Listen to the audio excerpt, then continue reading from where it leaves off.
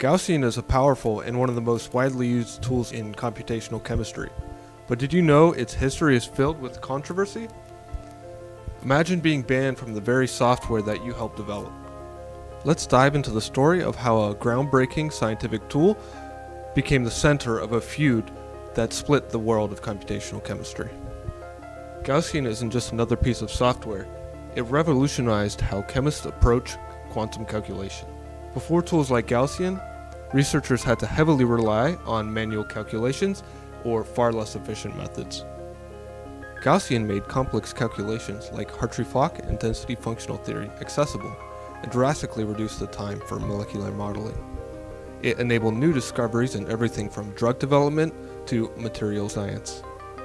Gaussian was initially developed and released to be used freely in 1970 by John Pople, who was a brilliant British mathematician and theoretical chemist.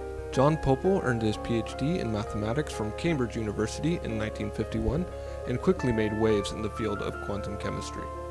Pople published a range of important works, including a paper on the statistical mechanics of water and a textbook on high-resolution NMR.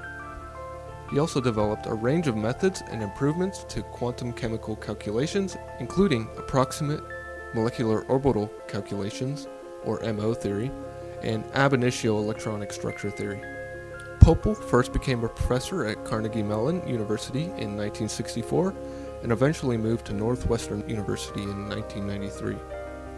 He was given a range of awards, including the Wolf Prize in Chemistry in 1992, the Nobel Prize in Chemistry in 1998, and was even knighted by the Order of the British Empire in 2003 to become Sir John Anthony Pople. But despite his incredible contributions and his work towards developing Gaussian, things took a surprising turn.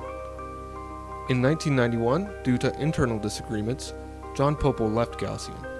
But not only did he leave the company, Pople was entirely banned from using the software that he helped develop. And not only was he banned, every student in his research group was also banned.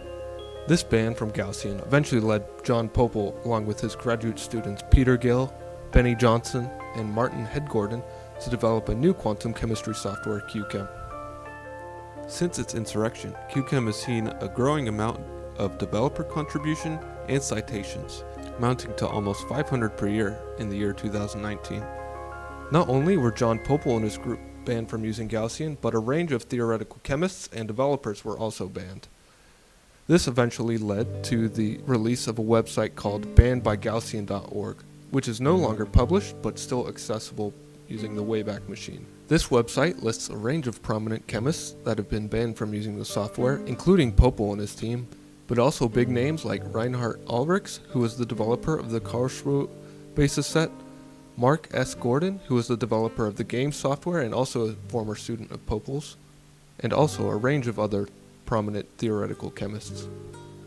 This website even claims that the entire institutions where the banned researchers work were also banned from using the software, including schools like Caltech, UC Berkeley, and Northwestern University.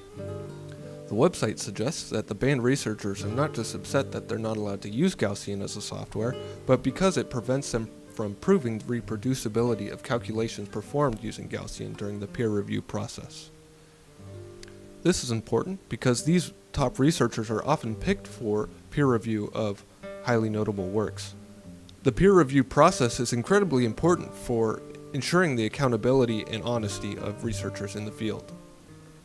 Following the publication of this website, Gaussian made a response in an article on their website that was written by their president, Michael Frisch, and was cheekily titled Gaussian.com/silly. Here they claim that the universities noted by banned by Gaussian all have research groups with Gaussian licenses and that only the specific research groups of the banned individual cannot use Gaussian. They claim that their banning of certain individuals was simply reasonable protection of their software from competing developers. They even made a few remarks stating that the publication of Banned by Gaussian anonymously was hypocritical and cowardice. An article was eventually published on this controversy in Nature by Jim Giles in 2004 that fairly states the argument of both sides of the controversy.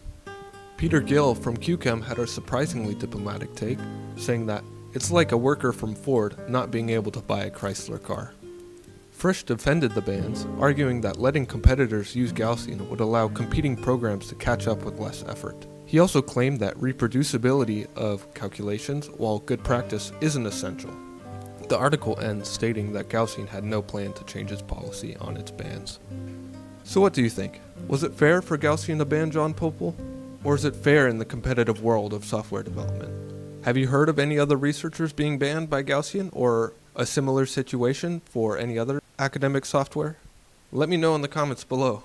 I first heard this story from a professor of mine who was in Martin Head-Gordon's group, and he was also not allowed to use the software and ended up becoming a developer for QChem. Thanks for taking the time to watch my video. I hope you found the story as fascinating as I did. And let me know if you want to hear other stories like this. And as always, catch you next time.